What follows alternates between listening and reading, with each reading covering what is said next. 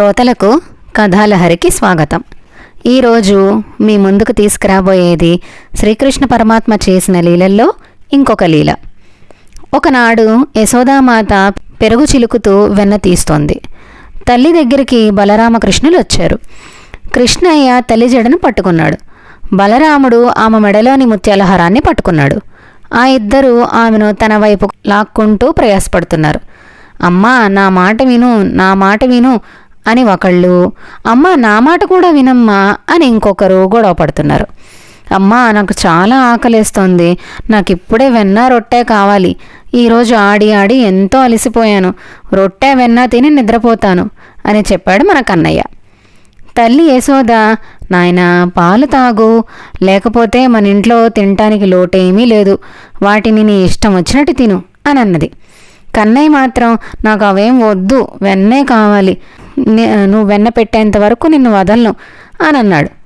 అప్పుడు తల్లి, కన్నయ్య నీవు వెన్న తింటే నీ జుట్టు పెరగనే పెరగదు, అది పొట్టిగానే ఉంటుంది అని పలికింది. అప్పుడు కన్నయ్య, అమ్మా అన్నయ్యకేమో నువ్వెప్పుడు అడ్డు చెప్పు, ఆయన అడిగినప్పుడు వెంటనే రొట్టె ఇచ్చేస్తావు, మరి నాకెందుకు ఇవ్వవు అని బొంగమూతి పెట్టుకున్నాడు.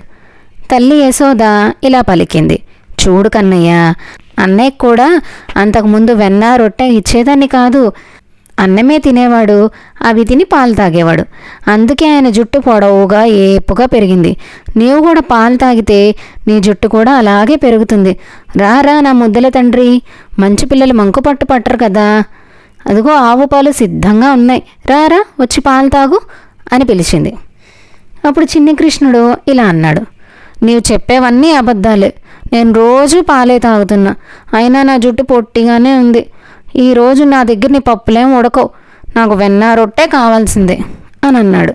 యశోదమ్మ ఇలా పలికింది, కన్నయ్య అన్నయ్య ఇప్పుడు పెద్దవాడయ్యాడు, ఇన్ని రోజుల వరకు పాలే తాగేవాడు అన్నయ్య కూడా, కాబట్టి ఆయన జుట్టు బాగుగా పెరిగింది, నీవు కూడా అన్ని రోజులు పాలు తాగితేనే నీ జుట్టు కూడా పెరుగుతుంది, లేదంటే పెరగదు అని చెప్పింది. కన్నయ్య తన మంకుపట్టు మాత్రం విడవలేదు.